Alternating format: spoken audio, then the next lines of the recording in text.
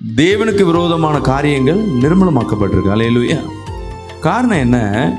இங்க நம்ம துதிக்கிற துதி. அல்லேலூயா.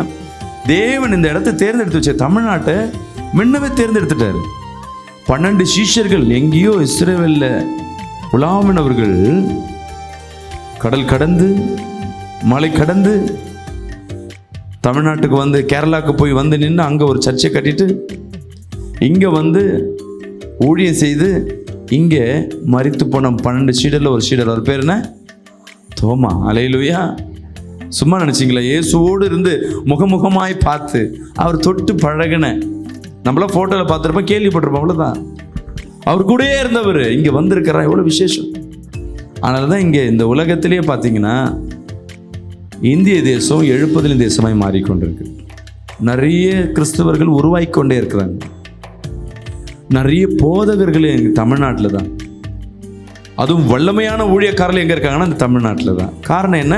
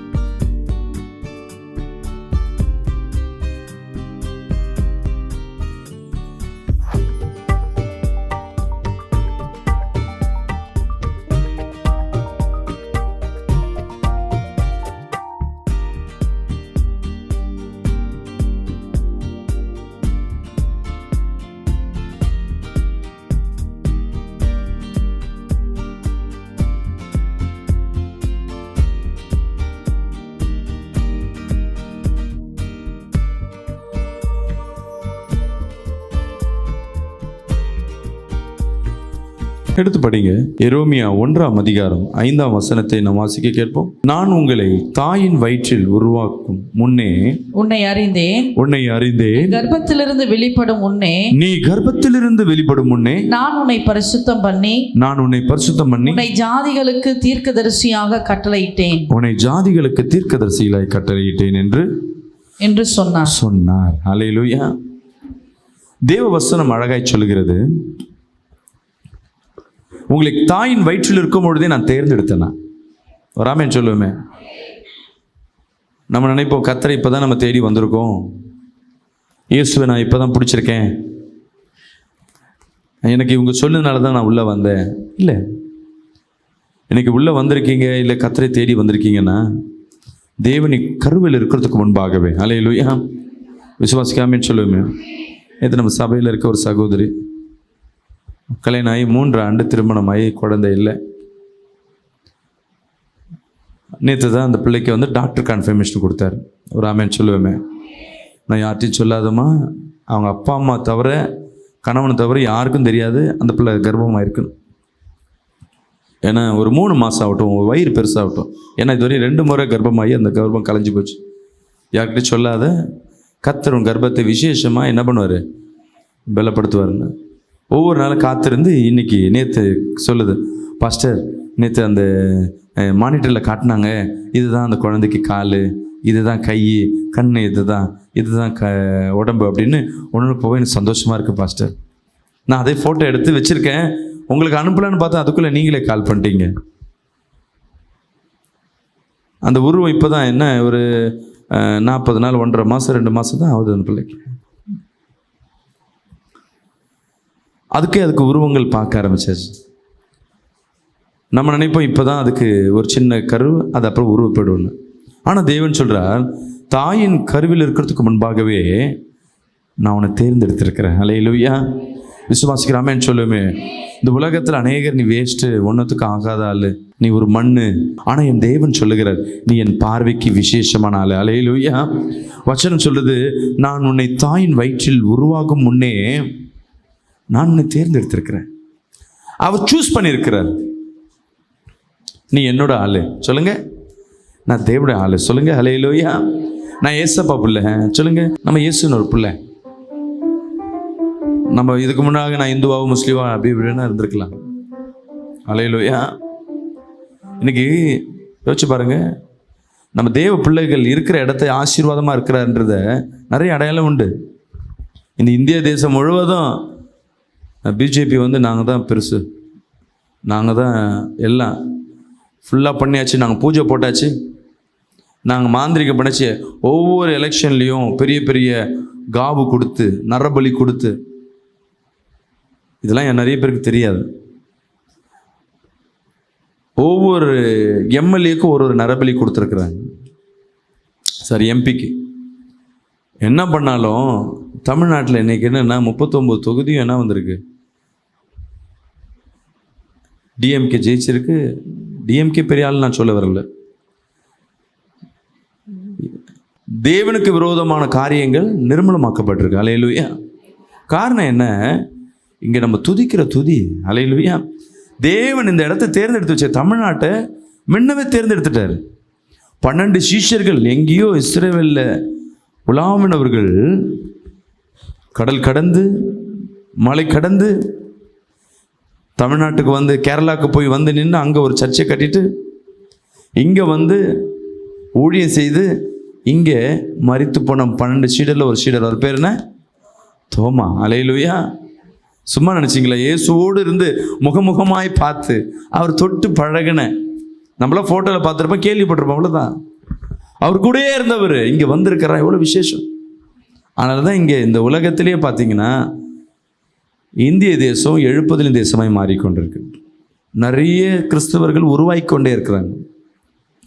நிறைய போதகர்கள் எங்கள் தமிழ்நாட்டில் தான். அதுவும் வல்லமையான ஊழியக்காரர்கள் எங்கே இருக்காங்கன்னா இந்த தமிழ்நாட்டில் தான். காரணம் என்ன?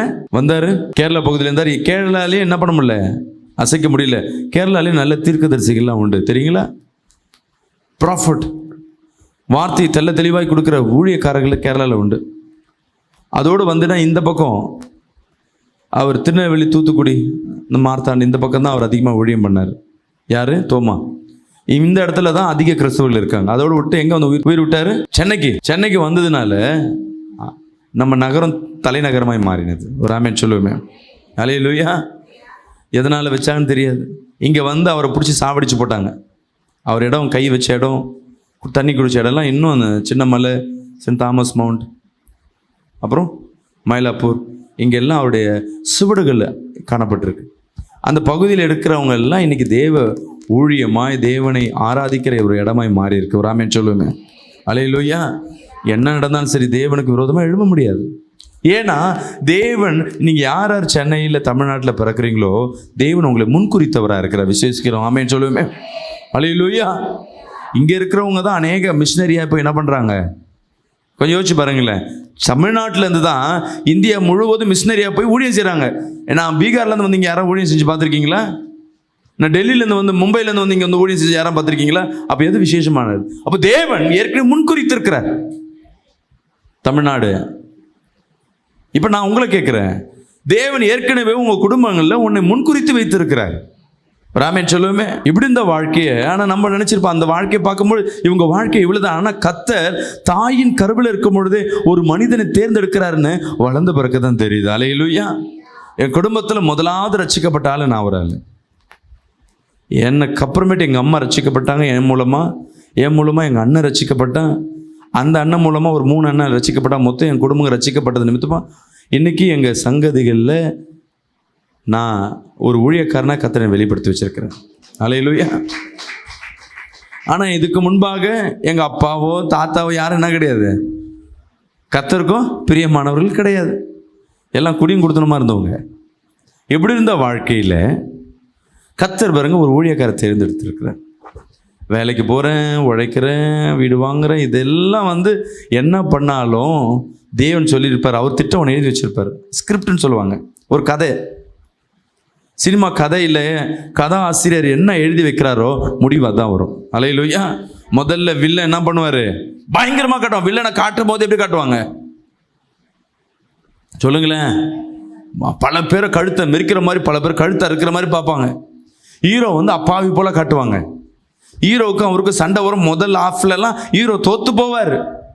ஒன்றுமே இல்லாமல் ஆகிடும். 4 கத்தியை குத்துனாலும் ஹீரோ சாக மாட்டார். ஆனால் ஹீரோ குத்துன கத்தியெல்லாம் செத்துருவோம். அல்லேலூயா. ஹீரோ ஒரே துப்பாக்கி தான் வச்சிருப்பார். இருக்கிறோம் டப்பு டப்பு டப்பு டப்புன்னு சுடுவார். சுட்டவன்லாம் செத்துருவான் 100 பேருக்கு மேலே. எதிரி 10 குண்டு சுட்டிருப்பாங்க, அப்பயும் எந்திரிச்சு டைலாக் பேசின்னு இருப்பார். ஏன்? ஸ்கிரிப்டில் எழுதப்பட்டிருக்கு நீ சாவக்கூடாதுன்னு. அல்லேலூயா. அந்த கதை ஆசிரியர் எழுதிட்டாரு. இவன் ஹீரோ கடைசி வரை என்ன பண்ணாலும் சாவ மாட்டான். முடிவில் எண்டுன்னு வரும். முடிவில் என்ன, அந்த கதையில் என்ன இருக்கும்னா ஹீரோ ஜெயிப்பார், வில்லன் செத்து போவார். அல்லேலூயா. உங்கள் வாழ்க்கை அதுதான். உன் ஸ்கிரிப்டில், தேவ வார்த்தையில் உங்கள் வாழ்க்கையில் உங்களுக்கே தெரியல முடிவு என்ன இருக்குன்னு. அல்லேலூயா. தேவன் அவருடைய ஜீவ புஸ்தகத்தில் எழுதி வைத்திருக்கிறார் இந்த பிள்ளையின் எதிர்காலங்கள் இதுன்னு. ஆனால் கதையில தொடக்கத்தில் எப்படி தோல்விகள் இருக்குமோ, நெருக்கங்கள் இருக்குமோ, கஷ்டங்கள் இருக்குமோ, அது எல்லாவற்றையும் நீ பார்த்து கொண்டே இருக்கிற. இன்னைக்கு நீ கதையில் எந்த பகுதியில் இருக்கன்னு தெரிஞ்சுக்குங்க. அல்லேலூயா. ஆனால் தேவன் உன்னை என்ன பண்ணிட்டாரு? தாயின் கருவிலே, சகோதரி சொல்லுது, அந்த டாக்டர் காக்குறாங்க, இதுதான் கை, இதுதான் கால். ஒரு 2 மாதத்தில் அந்த குழந்தை உருவம் எப்படி இருக்கும்? ஒரு வடிவமாக தெரியும். அல்லேலூயா. அதுக்குள்ள அந்த பிள்ளை சொல்லுது, கர்த்தர் எனக்கு கொடுத்த குழந்தையை நான் ஊழியத்துக்கு தான் வழி நடத்துவேன். ஒரு ஆமென் சொல்லுவோமே. ஒரு தாய்க்கே அந்த குழந்தை மேலே எவ்வளவு ஐக்கியம் இருக்கோ, உன்னை உண்டாக்கின என் தேவனுக்கு எப்படியா இருக்கும்? அல்லேலூயா. ஒன்றுத்துக்கும் தகுதி இல்லாத நம்ம, பணத்துக்கும் தகுதி இல்லை, வாழ்க்கைக்கும் தகுதி இல்லை, வாழவே தகுதி இல்லாத நமக்கு, நம்ம பிறக்கிற குழந்தைக்கு நம்ம என்ன தகுதிப்படுத்தணும்னு நம்ம விரும்பும் பொழுது, தகுதி படைத்தவர், எல்லாம் வல்லமை உடையவர், நீ பிறப்பதற்கு முன்பாகவே. அல்லேலூயா. ஆமென். அன்பு பிரியமான ஜனமே, தேவன் உன்னை முன்குறித்து வைத்திருக்கிறார். இன்னைக்கு நீ கஷ்டப்படுற, வேதனைப்படுறேன்னா அவருக்கு ஏற்கனவே ஸ்கிரிப்டில் இன்னைக்கு கஷ்டப்படுற, நீ ஆஃப்ல இருக்கியா தொடக்கத்தில் இருக்கியான்னு தெரியல. யோபு புஸ்தகம் ஒரு ஸ்டோரி போல தான், அது ஒரு கதை போல, ஒரு ஹீரோ மாதிரி தான் யோபு புஸ்தகம். யோபு வாழ்க்கையில் ஆரம்பத்தில் அவன் ராஜா தான். ஒரு ஆமென் சொல்லுவோமே. அவனும் வல்லமையாக தான் இருந்தான், தன் பிள்ளைகளோடு குடும்பத்தோடு சந்தோஷத்தோடு இருந்தான்.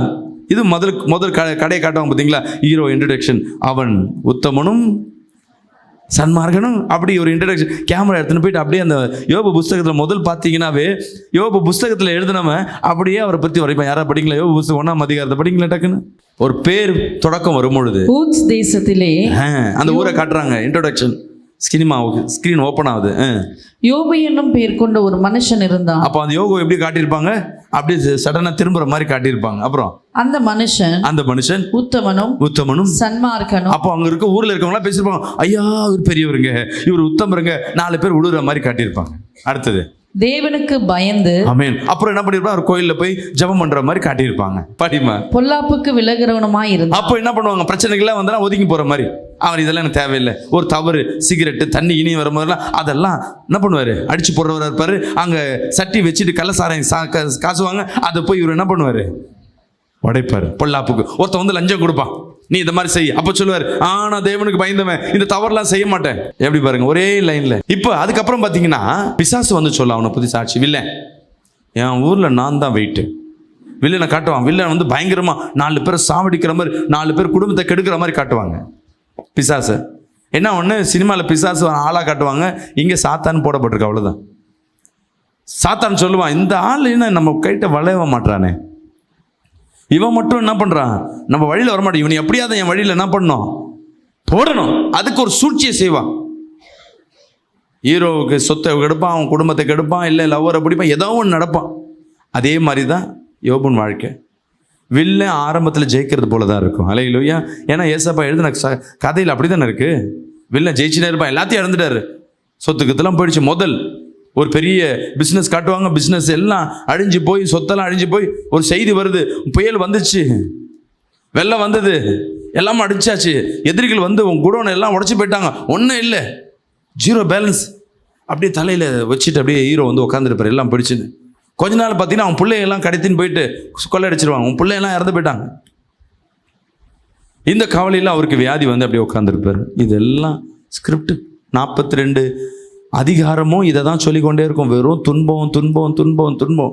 41 அதிகாரமும் அவனை நெருக்கினதாகவே இருக்கும். 42வது அதிகாரம்னு ஒன்று இருக்குது. அல்லேலூயா. யோபு வாழ்க்கையில் பார்த்தீங்கன்னா, யோபு வாழும்பொழுது எனக்கு வந்து தேவன் 42வது பக்கத்தில் ஸ்கிரிப்டில் கடைசியில் என் வாழ்க்கையில் இப்படிலாம் ஆசீர்வாதம் இருக்குன்னு அவனுக்கு தெரியாது. ஆனால் கதை எழுதுன யாருக்கு தெரியும் சொல்லுங்களேன். 2வது கதையை ஒரு முறை நீங்கள் பார்த்துட்டிங்கன்னா உட்காந்துனே சொல்லுவீங்க, அடுத்தது என்ன நடக்கு தெரியுமா, இவன் வருவாங்க, இந்த சினிமாவுக்கு போயிட்டு வந்தவங்க, நாடகத்தை பார்த்துட்டு வந்தவங்க பக்கத்தில் உட்காந்துட்டாங்கன்னா நீ நாடகத்தை பார்க்க முடியும். ஏன்னா பக்கத்துலேயே ஒரு டைரக்டர் உட்காந்து சொல்லுவார், அடுத்தது இது நடக்கும், அடுத்தது இது நடக்கும். அந்த சுவாரஸ்யம் போய்டும் நோட்டு. ஆனால் இன்னைக்கு பாருங்க, யோபின் வாழ்க்கையில் என்ன நடந்திருக்குன்னு 41ஆம் அதிகாரமும் சரி, 42வது அதிகாரம் சரி, நீ பார்க்கும்படியாக விசுவாசிக்கும்படியாக கர்த்தர் உனக்கு ஸ்கிரிப்டை கொடுத்துட்டார். ஒரு ஆமென் சொல்லுவோமே, அல்லேலூயா. ஆனால் நம்ம என்ன பண்ணுவோம், என் வாழ்க்கை எப்படி இருக்கு, ஏன் இப்படி விடுங்க. மோசே சாரி இவன் யார், தாவீது வாழ்க்கை கொஞ்சம் யோசிச்சு பாருங்க. தாவீது புஸ்தகம் முழுவதும் அவனை துன்பப்படுத்தினதா இருக்கு. அவன் ஆடு மேய்க்கிற அவனை வந்து அபிஷேகம் படுத்துற கர்த்தர். அவன் வாழ்க்கை முடிஞ்சு போன போலதான் இருக்கும். ஆனா முன்பாகவே அவனை அபிஷேகப்படுத்தி வைத்திருக்கிறார். அல்லேலூயா. ஆரம்பத்தில் அவன் போய் கடைசியில போய் ஹீரோ எங்க இருப்பாரு, ஹீரோ ஒரு கிராமத்திலையோ இல்லை ஒரு காட்டிலையோ எங்கேயோ இருப்பாரு. அந்த ஹீரோ சென்னைக்கு வருவார். அவர் பெரிய கம்பெனி முதலாளியாக அவர் ஒரே பாட்டில் முதலாளியாக மாறி உட்கார்ந்துருப்பார். அல்லேலூயா. சினிமாவில் ஒரே பாட்டில் உயர்த்தின மாதிரி உங்கள் வாழ்க்கையிலும் ஒரே ஒரு நாள் வரும். அல்லேலூயா. காத்திருங்க. உனக்கு கர்த்தர் தாயின் கருவில் இருக்கும் பொழுதே கர்த்தர் உருவாக்கிட்டார். அல்லேலூயா. தேர்ந்தெடுத்துற அந்த வசனத்தை மீண்டும் படிப்போமா? கர்த்தர் சொல்ற, நான் உங்களை தாயின் வயிற்றில் உருவாகும் முன்னே உன்னை அறிந்தேன், நீ கர்ப்பத்திலிருந்து வெளிப்படும் முன்னே நான் உன்னை பரிசுத்தம் பண்ணி உன்னை ஜாதிகளுக்கு தீர்க்கதரிசியாய். இங்க தீர்க்கதரிசி யாருமா சொல்லுங்க? நான் தான். அல்லேலூயா. சொல்லுங்க, நான் தான். அநேக சொன்ன, நான் அப்பயே சொன்னல. உங்க வீட்டுக்காரர் ஏதாவது சொன்ன, நான் அப்பயே சொன்னல. நான் குடிக்காத சொன்னல, அந்த வீட்டுக்கு போகாத சொன்னல. ஒவ்வொரு பிள்ளைக்கும் நீ தான் சொல்லுவீங்க. ஒவ்வொரு குடும்பத்தில் சொல்லுவோம், நம்ம தான் தீர்க்கதரிசியா இருப்போம். முன்னவே தெரிஞ்சிடும் சில விஷயங்கள். எப்படி? ஏன்? கர்த்தர் உன்னை தேர்ந்தெடுத்திருக்கிறார். அல்லேலூயா. சொல்லுங்களேன். நீ தேவனுக்காய் காத்திருக்கோம். இந்த மாதம் வாக்குத்தத்தமே, யார் ஒரு தேவனிடத்தில் காத்திருக்கும் புது பலன் அடைவார்கள். ஆனால் நீ காத்திருக்கும், உனக்குள்ள ஒரு நம்பிக்கை இருக்கணும். என்னன்னு? கர்த்தர் என்ன பண்ணுவார்? மீண்டும் என்னை எழுப்புவார். அல்லேலூயா. அதற்கு தான் கர்த்தர் என்ன பண்ண, அந்த வேத புஸ்தகத்தை கொடுத்துரு. நிறைய பேரோட ஸ்டோரியை கையில் கொடுத்துருக்கிறார். நான் எழுதின ஸ்டோரியெல்லாம் பாரு. ஆபிரகாம் ஸ்டோரி எடுத்துப்பார். முதல்ல அவங்க வாழ்க்கையில் என்ன இல்லை சொல்லுங்களேன்? குழந்தை இல்லை, சொத்துல இருந்தது. ஆனால் அவன் பேரையும் மாத்துறார். சில பேர்லாம் ஹீரோலாம் வேற ஊருக்கு போனால் பேரை மாற்றிடுவாங்க, தெரியும்ல? அதே மாதிரி இவர் பேரையும் மாத்துறார். அவன் வாழ்க்கையை கர்த்தர் மாற்றினார். நம்ம ஆளுங்க என்ன பண்ணுறாங்க, ஞானசானம் எடுத்தவொடனே என் பேரை மாற்றிக்கணும். கிறிஸ்துவ பேர் தான் இருக்கும், இருந்தாலும் ஒரு பேரை கொடுங்க பாஸ்டர். உன்னை பேரை கர்த்தர் கொடுப்பார். விசுவாசிக்கிறாமேன்னு சொல்லுவேமே. அல்லேலூயா. ஆமென். அன்பு பிரியமான ஜனமே, வேற யார் இருக்கா? மோசே ஒரு எகிப்தியன், கொலைக்காரன். கொலை பண்ணி அந்த ஊரை விட்டு போயிட்டான். இனிமேட்டு அந்த தேசத்துக்கு போக மாட்டேன்னு நான் நினச்சா, கடைசியில் அதே தேசத்துக்கு அவனை என்ன பண்ணுறாரு, அதிகாரியை கர்த்தர் கொண்டு போகிறார். யோசேப்பு வாழ்க்கை செல்லப்பில்லை, குழந்தைங்கள நல்லா இருக்கு. அதுக்கப்புறம் அடிமை. சில பேர் சொல்லுவாங்க, காட்டில் போய் அந்த பிள்ளை போய் எங்கேயோ போகும்போது, டூருக்கு போகும்போது நிறைய பேர் சினிமாவில் பார்த்தீங்கன்னா காட்டில் போயிட்டு போய் விட்டுருவாங்க, எங்கேயோ தொலைஞ்சு போயிடும். அதுக்கப்புறம் அந்த பிள்ளை அந்த ஊருக்கு வரும். அல்லேலூயா. இதே மாதிரி தான் இதெல்லாம் வேதத்தில் இருக்கிற படத்தை அப்படியே மாற்றி மாற்றி. ஆனால் தேவன் எழுதின ஸ்டோரி, புஸ்தகமோ உன்னை குறித்தும் தேவன் ஆல்ரெடி எழுதி வைத்திருப்பார். அல்லேலூயா. இன்னைக்கு நம்ம கண்ணுக்கு தெரியாமல் இருக்கலாம் என்ன முடிவு இருக்கும். நம்ம நினைச்சிப்போம் முடிவு இதுதான் இருக்கும்னு நீங்கள் நினச்சிருப்பீங்க. அவ்வளோதான், என் வாழ்க்கை முடிஞ்சு போச்சு. இல்லை, நீ நம்பிட்டே இருப்ப. இன்னைக்கு சபைக்கு தொடர்ந்து வருவ. ஒரு காரியத்தை நினச்சிருப்ப, இன்னைக்கு கடன் அடைச்சிரும், இந்த வேலை கிடச்சிரும், இந்த வேலைக்கு அப்ளை பண்ணியிருக்கேன், இல்லை இந்த பொண்ணு மாப்பிள்ளை இந்த கல்யாணம் நடந்துடும். சர்ச்சுக்கு வந்த புதுசில் டக்குன்னு எல்லாம் நடக்கும். உனக்குள்ள ஒரு வைராக்கியம் வந்துடும். ஓகே பரவாயில்ல, சர்ச்சுக்கு வந்து நடக்குதுன்னு. அடுத்த வாரம் வருவேன், 2வது வருவேன். கடைசியில் பார்த்தீங்கன்னா அந்த வேலை ஒன்று விட்டு போயிடும். 2-3 வாரத்தில், ஃபர்ஸ்ட் வாரத்தில் நடந்த அற்புதம் லாஸ்ட் வாரத்தில் என்ன ஆகிடும், எல்லாம் நெகட்டிவாக மாறி நிற்கும். நீ என்ன முடிவு பண்ணுவா? ஐயோ அப்போ நம்மளுக்கு இல்லையோ, ஏன் இப்படி நடக்குது, ஏன் இப்படி நடக்குது? கர்த்தருக்குள்ள இருக்கிற ஐக்கியம் நான் விட்டுட்டுமா? இல்லை, தேவன் உன்னை சோதிக்கிறார். ஒரு ஆமென் சொல்லுவோமே. தேவன் உன்னை சோதித்து உன்னை புடமிடுகிற தேவனாக இருக்கிறார். ஒரு ஆமென் சொல்லுவோமே. அல்லேலூயா. ஆமென். அன்பு பிரியமான ஜனமே, எது நடந்தாலும் சரி, இன்னைக்கு எனக்கு தோல்வியாக இருக்கலாம். சொல்லுங்க, இன்னைக்கு எனக்கு தோல்வியாக இருக்கலாம், ஆனால் முடிவு சம்பூர்ணமாக இருக்கும். ராமேன் சொல்லுவேமே. ஆமென். அன்பு பிரியமான ஜனமே, தேவன் இன்னைக்கு உன்னை தேர்ந்தெடுத்திருக்கிறார். எல்லா நெருக்கங்கள் எல்லாவற்றையும் மாற்றுவதற்கு கர்த்தர் பிரியப்படுகிற தேவனா இருக்க. ஒரு வசனத்தை படிப்போமா? சங்கீதம் 139ஆம் அதிகாரம் 17ஆம் வசனத்தை வாசிப்போம். நீர் என் உள்ளந்திரியங்களை கை கொண்டிருக்கிறேன். என் உள்ளந்திரியங்களை கை கொண்டிருக்கிறேன். என் தாயின் கர்ப்பத்தில் என்னை காப்பாற்றினேன். ஹல்லேலூயா. இன்னைக்கு நம்ம பழைச்சு வச்சுக்க ஏன்டா பிறந்தோன்னு நினைக்காதீங்க. ஏசப்பா என்ன பண்ணியிருக்காரு? கிருபை கொடுத்து உன்னை இந்த உலகத்துக்கு கொண்டு வந்திருக்கிறார். எனக்கு வாழ்க்கையில் எல்லாம் தோத்த போல காணப்பட்டிருக்கலாம், எல்லாமே இழந்தது போல காணப்படலாம். ஒன்றே முடிவு பண்ணிக்கங்க, தேவன் ஜீவனுள்ள தேவன், அவருக்கு அழிவு கிடையாது, நமக்கு தான் அழிவு.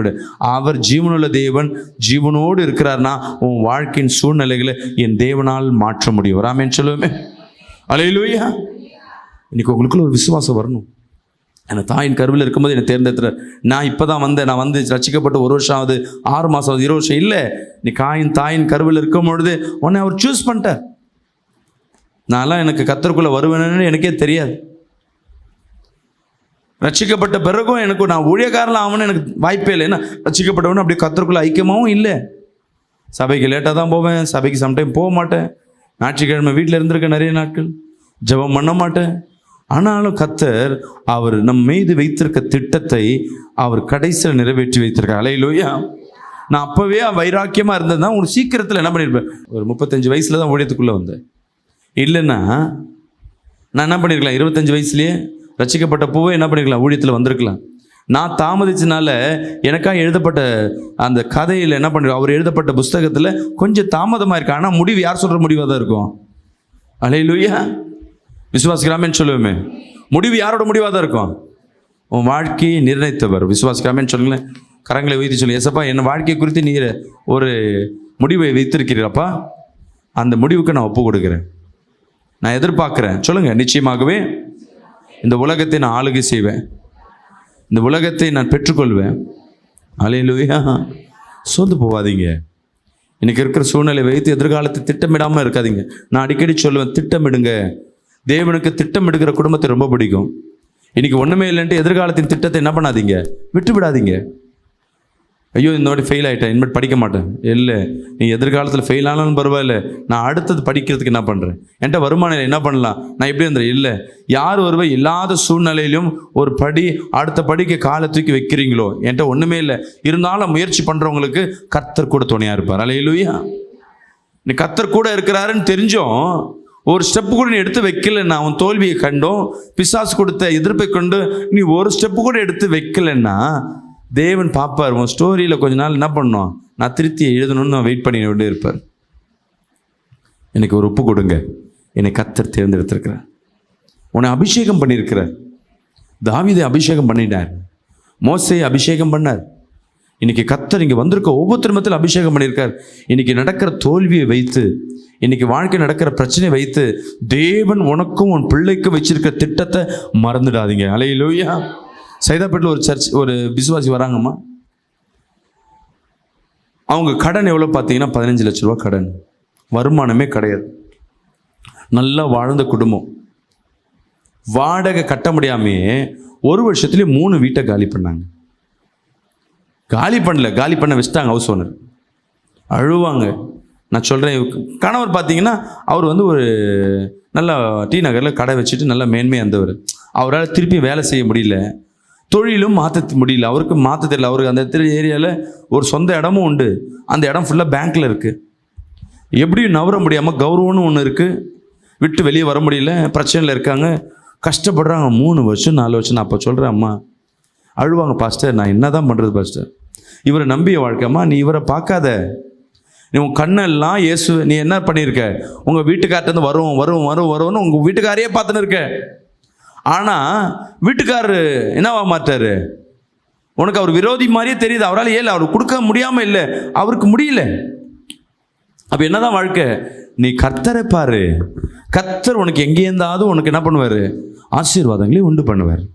அவங்க ஜெபிக்க அவங்க கூட பிறந்த சகோதரிகள் அவருக்கு, அவங்க பிள்ளைக்கு ஃபீஸ் கட்ட, வாடகை கட்ட, ஒவ்வொரு மாதம் ஒரு அற்புதத்தை செய்வார். சந்தோஷமாக இருந்தாங்க. இப்போ பார்த்தீங்கன்னா அதில் இருக்க ஒரு பிள்ளை இன்றைக்கி வேலைக்கு போய் அவன் ஒரு ஐடி கம்பெனியில் நல்ல வருமானம் வாங்கி குடும்பத்தை அவன் காக்கிற அளவுக்கு கர்த்தர் வச்சுட்டார். அடுத்த பிள்ளை படித்து முடிக்க ரெடியாக நிற்குது.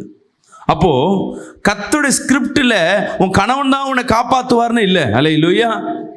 ஏன்னா உனக்கு முடிவு தெரியும். நீ என்ன நினைச்சிருக்க, உன் ஆசை, உன் நினைவு உலகத்தில் இப்படிதான் செய்யணும். ஆனா கர்த்தர் வேற ஒரு விதத்துல உனக்காய் ஒரு ஸ்டோரியை வைத்திருப்பார். ஒரு ஆமென் சொல்லுவேன். நீ உலகத்தில் இருக்கிற எல்லா கதைக்கும் முடிவு இப்படிதான் இருக்கணும்னு நீ டிசைட் பண்ணிடுவ. பாதியிலே தெரிஞ்சிடும் இப்படிதான் முடிவு வரும்னு. ஆனா தேவன் கொடுக்கறதுல இடையில பயங்கர ட்விஸ்ட் கொடுப்பாரு. அல்லேலூயா. முடிவு நீ எதிர்பார்க்காத அளவுக்கு, நீ அறியாததும் எட்டாததுமான ஒரு பெரிய காரியங்களை என் தேவன் செய்வார். அல்லேலூயா. தகப்பனே, வந்திருக்க ஒவ்வொருத்தரையும் நீ தேர்ந்தெடுத்திருக்கிறாப்பா. அநேக பாரத்தோடு தேவைகளோடு வந்திருக்கிறாங்க. இவர் தேவைகள் எல்லாவற்றையும் சந்திப்பீராங்க. நீ தேர்ந்தெடுத்த தேவன் அப்பா. ஒருவரும் இவர்கள் வாழ்க்கையில் அப்பா தீங்கு செய்யாதபடி சத்ருவன் எதிர் வல்லமைகளை நிர்மூலமாக்கி போடுவீராக. அப்பா, வந்திருக்க ஒருவரும் வெறுங்கையாய் போகாதபடி வேலையடைங்க, ஆசீர்வதிங்க. இயேசுவின் நாமத்தில் ஜெபிக்க நல்ல பிதாவே, ஆமென்.